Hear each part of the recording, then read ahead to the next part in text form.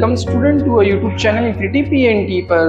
इससे पहले वाली क्लास में हमने आपको इक्वेशन को बैलेंस करना सिखाया था और उसका इंपॉर्टेंस भी बताया था कि हम किसी भी अनबैलेंस या स्केलेटल इक्वेशन को बैलेंस क्यों करते हैं, क्योंकि हमारा कंजर्वेशन ऑफ मास इनवैलिड ना हो जाए, इसीलिए हम इक्वेशन को बैलेंस करते हैं। ठीक, उसमें कुछ दो एग्जांपल भी मैं आपको कराए थे कैसे हम बैलेंस करते हैं।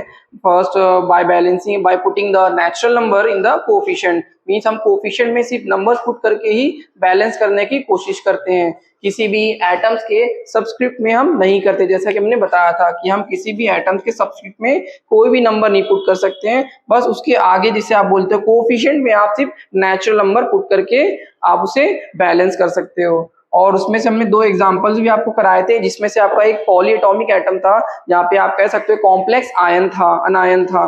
तो आज है हमारा आपका कुछ वर्ड इक्वेशन जिसको हम बैलेंस करने की कोशिश करेंगे और आपको भी इसे लिखना होगा। जैसा कि हम हर डे आपको जो भी चीजें मेंशन करते हैं बोर्ड पे, आपका यही नोट्स होता है, इसलिए हम आपको स्क्रीनशॉट लेने के लिए बोलते हैं। ठीक है, जो अगर आप इसको प्रैक्टिस कर लेते हो, मेमोराइज कर लेते हो, ये काफी सफिशिएंट है आपके बोर्ड पॉइंट ऑफ व्यू से। तो चलिए स्टार्ट करते हैं हम पहला इक्वेशन या word equation, combustion of methane in oxygen to form carbon dioxide and water. तो जैसा कि आप जानते हो combustion means burning of substance in the presence of oxygen, और मीथेन हमारी एक गैस है जिसका फॉर्मूला होता है CH4। अगर आपको ये सब चीजें नहीं पता है तो आप इस कंपाउंड के मॉलिक्यूलर फॉर्मूले को लिखते चलिए, क्योंकि हम लिखा भी देंगे आपको अगले नेक्स्ट क्लासेस में कि मोस्टली आपको याद हो जाएगा, कुछ तो ऐसे ही याद हो जाएंगे बार बार रिपीटिशन से, और कुछ जो आपको कभी कदार आते हैं तो उसको भी हम लिखा देंगे।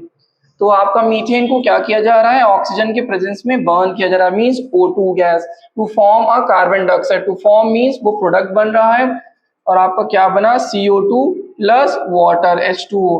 तो ये हमने क्या कर दिया, एक वर्ड इक्वेशन को केमिकल इक्वेशन में रिप्रेजेंट कर दिया। तो सबसे पहला काम यही होता है, और आपके बोर्ड में भी वर्ड इक्वेशन के फॉर्म में दिया रहता है, और कहते हैं कि right the chemical equation and balance the chemical equation या बैलेंस द स्केलेटल इक्वेशन, ऐसे करके। तो पहले तो आपको पता होना चाहिए कि उसका मॉलिक्यूलर फॉर्मूला क्या है, तब तो आप बैलेंस कर पाएंगे।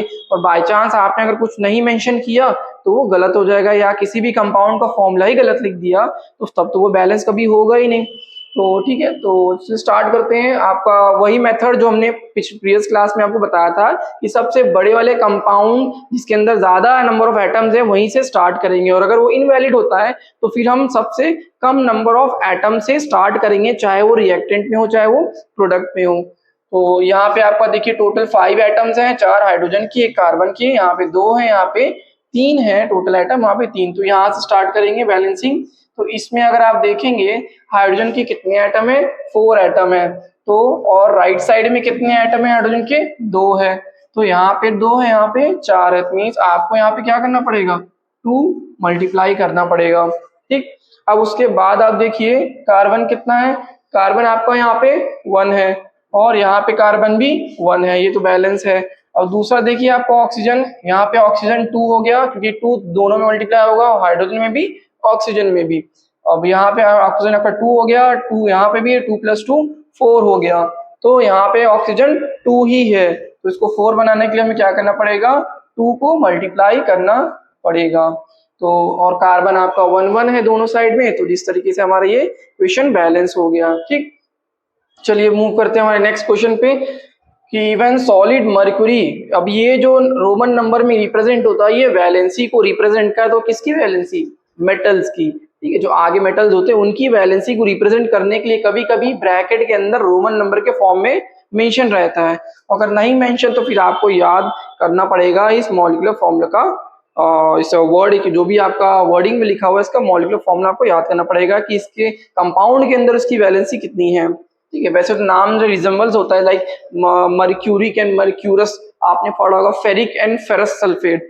ठीक है, जिसमें 2 और 3 वैलेंसी का रहता है, तो जिसकी 2 या 2 वैलेंसी होती हैं तो वहां पे वर्डिंग में जरूर चेंजेस होते हैं, किसी में IC जुड़ जाता है, किसी में OUS जुड़ता है, वो चीजें हम आपको क्लियर करेंगे। तो नेक्स्ट है आपका देखिए मर्क्यूरी ऑक्साइड। तो यहाँ पे आपको मर्क्यूरी का जो सिंबल होता है वो Hg होता है, और इसका कंपाउंड अगर देखेंगे ऑक्साइड तो इसका +2 है और ऑक्सीजन का -2 है। क्रॉस मल्टीप्लाई करेंगे जैसा कि आप क्लास 9th में करते हैं फॉर्मूला बनाने के लिए, क्रॉस मल्टीप्लाई करेंगे तो क्या हो जाएगा आपका 2 आपका कॉमन रहेगा और हट जाएगा और बनेगा क्या HgO। ठीक, वैसे तो वैलेंसी कभी साइन नहीं लिखते, आपको पता है कभी चार्ज अगर जो भी रहता है तो उसको वैलेंसी विदाउट साइन लिखा जाता है और क्रॉस मल्टीप्लाई कर दिया जाता है तो Hg2O2 और कॉमन निकाल दिया जाता है जो हो जाएगा HgO। ठीक, तो ये आपने क्लास, उम्मीद है आपने क्लास 9 पे पढ़ा होगा ये सब, अगर नहीं तो फिर आप इतना समझ ही सकते हैं। तो HgO आपका ये हो गया इज हीटेड, इसको आप क्या कर रहे हो हीट कर रहे हो, मींस यहाँ पे आपने इसको डायरेक्टली डिकम्पोजिशन किया ना, मींस अभी आप पढ़ोगे टाइप्स ऑफ रिएक्शन की हम डायरेक्टली हीट करते हैं किसी सब्सटेंस को ब्रेक डाउन करने के लिए, तो उस रिएक्शन को हम बोलते हैं डिकम्पोजिशन या थर्मल डिकम्पोजिशन। ठीक, और भी मेथड्स है डिकम्पोजिशन के जो हम अपने फर्दर क्लासेस में जानेंगे। तो यहाँ पे हमने क्या किया, सॉलिड मर्क्यूरिक ऑक्साइड को हीट किया और liquid mercury and oxygen gas बनी आपकी। लिक्विड मर्क्यूरी मींस आपका Hg बना है जो कि लिक्विड स्टेट में है एंड ऑक्सीजन गैस बनी आपकी। ठीक, तो अब हमें क्या करना है, इसे बैलेंस करना है। तो बैलेंस करने के लिए हमें देखना पड़ेगा सबसे बड़ा कंपाउंड तो ये है जहाँ पे मर्क्यूरी 1 है, यहाँ पे मर्क्यूरी 1 है, यहाँ पे फिर हम देखेंगे दोनों बैलेंस है मर्क्यूरी एटम।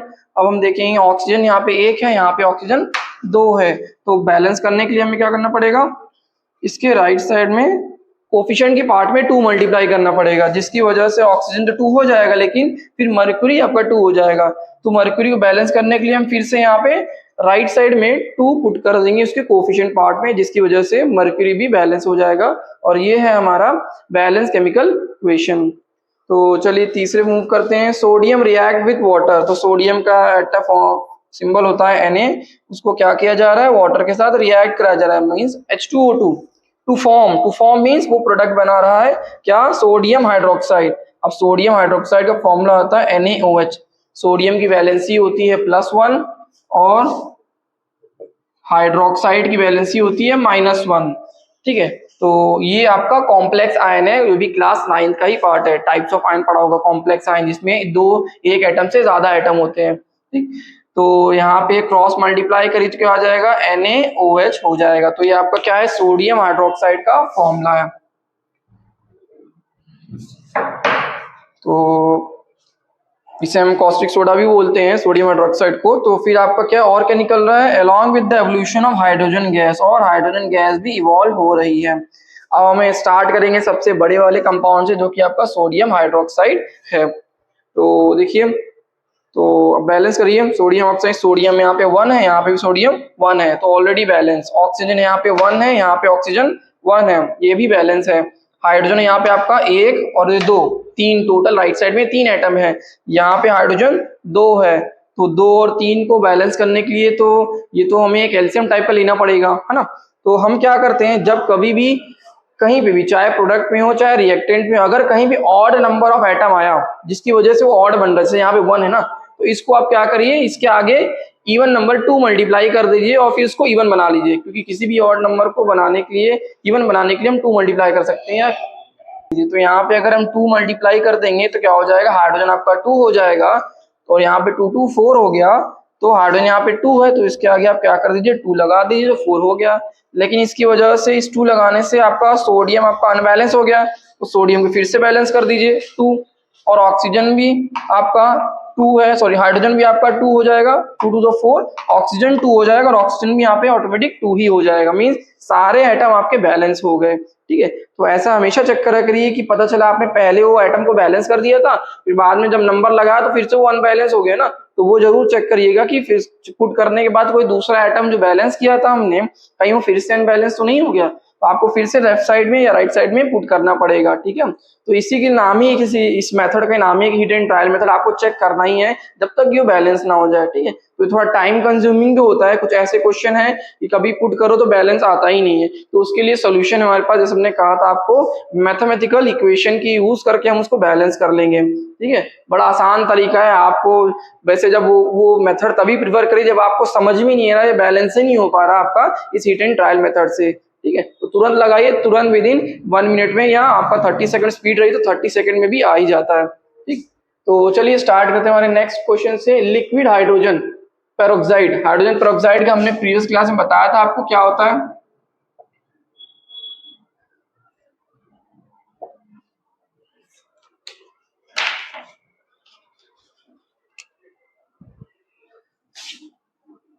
तो हाइड्रोजन पेरोक्साइड के बारे में हमने आपको प्रीवियस क्लास में बताया था, जो कि एक ऑक्सीडाइजर है, जो कि एक एंटीसेप्टिक की तरह काम करता है, जिसका 3 to 5% जो कंसंट्रेट सोल्यूशन होता है वो ब्यूटी पर्पस के लिए यूज होता है। जो अगर किसी की टीथ में डीकलरेशन ऑफ टीथ है तो उसको वाइटनिंग करने के लिए हम यूज करते हैं। बैड स्मेलिंग होती है माउथ में, तो उसको भी ट्रीट करने के लिए हम इसके एक्वा सोल्यूशन को यूज करते हैं।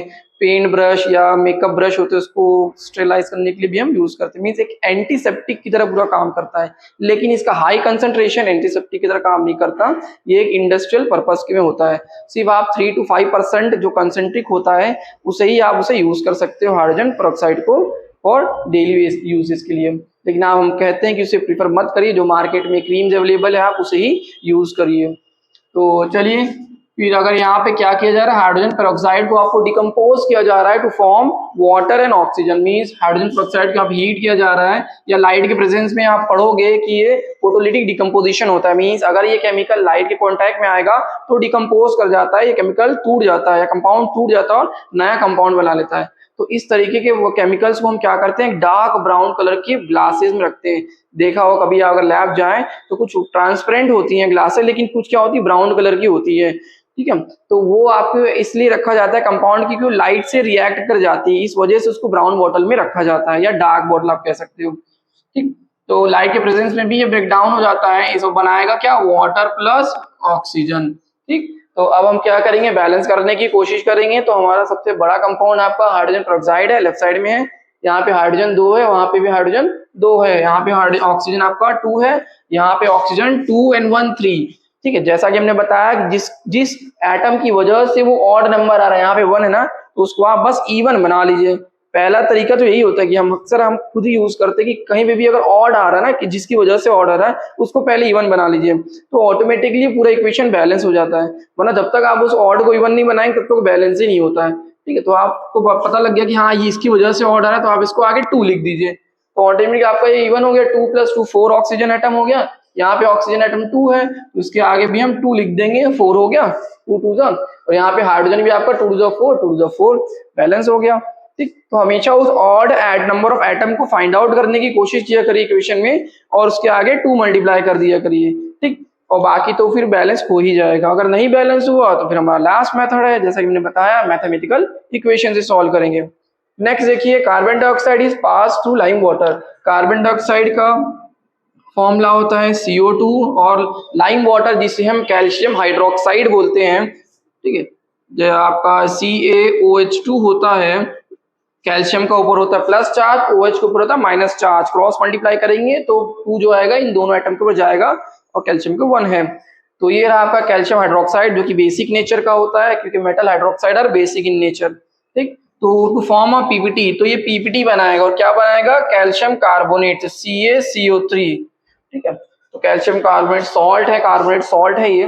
तो ये रहा रिएक्शन आपका, जिसको हमने वर्ड इक्वेशन से केमिकल इक्वेशन में चेंज किया या सिंबल्स में चेंज किया।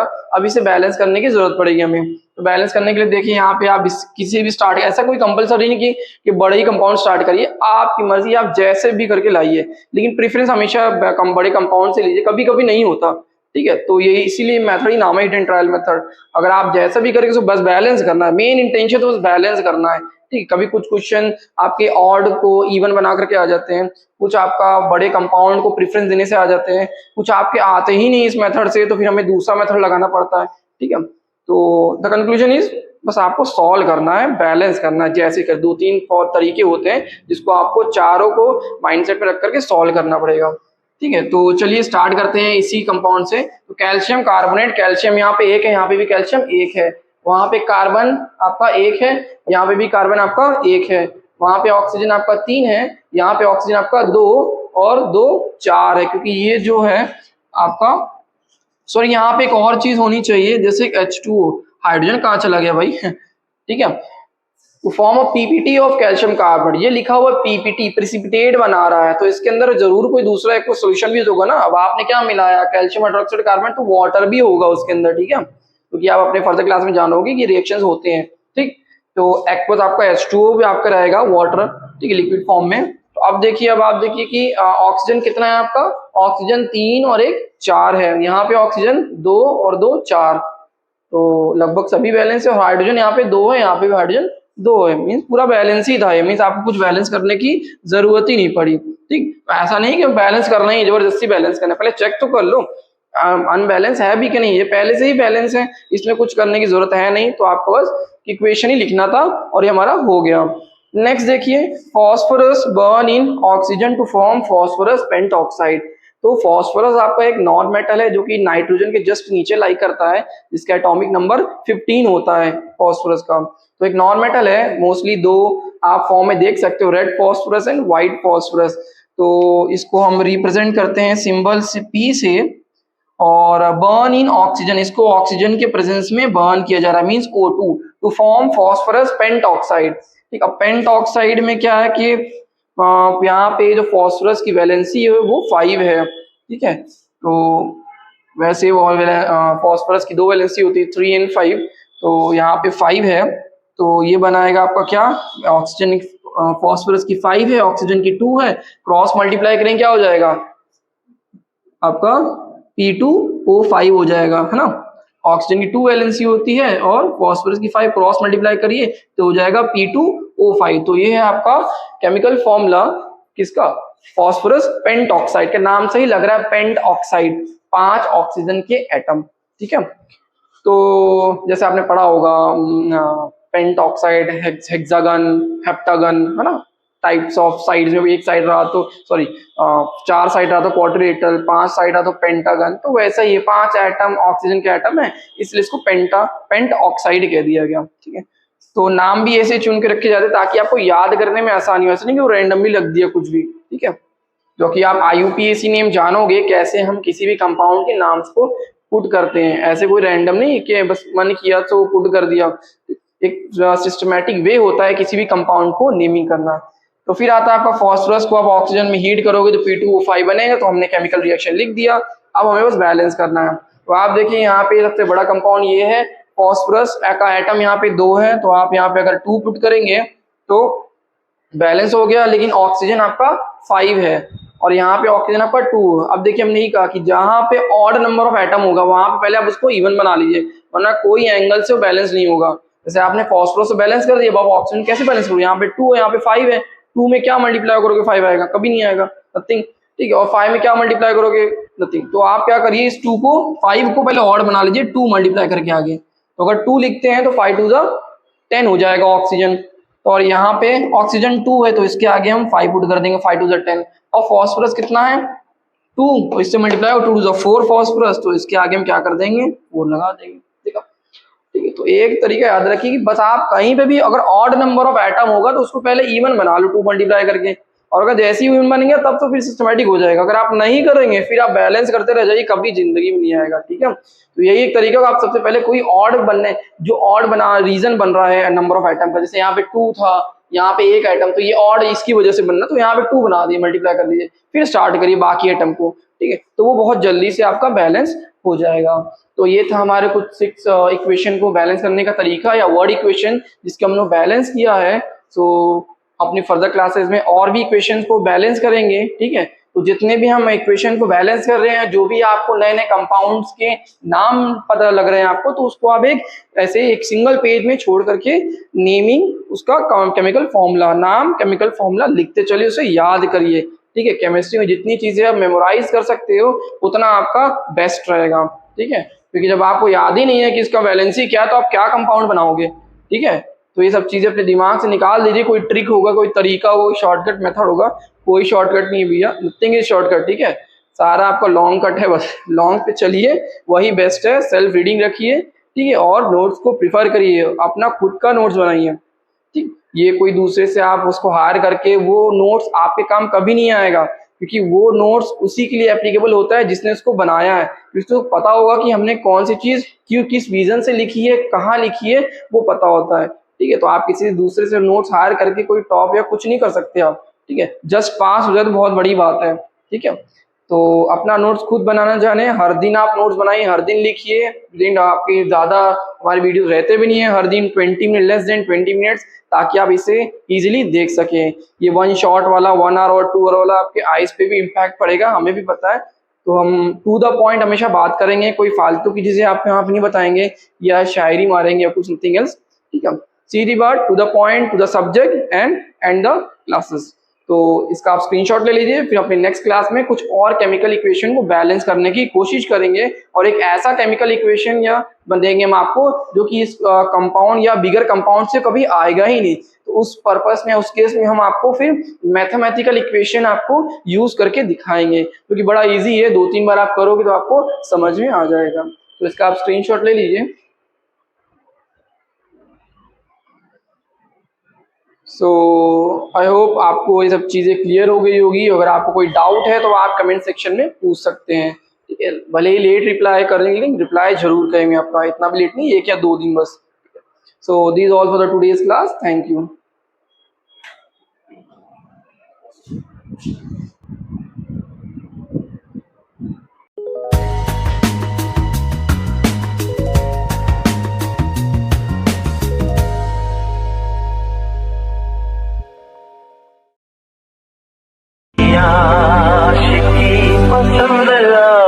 तू ही मेरी शब है, सुबह है, तू ही दिन है मेरा।